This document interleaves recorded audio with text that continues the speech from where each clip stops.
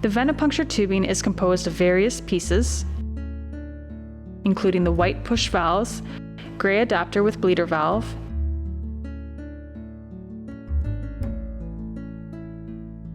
and amber latex tubing. Smaller latex pieces are included to help secure the tubing in place. First, place one of the smaller latex pieces over the main tubing piece.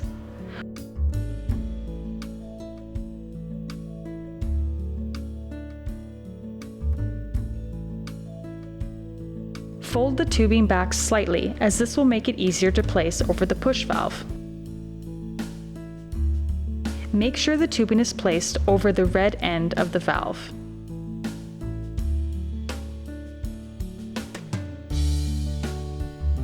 Use the same method to attach the tubing to the gray adapter.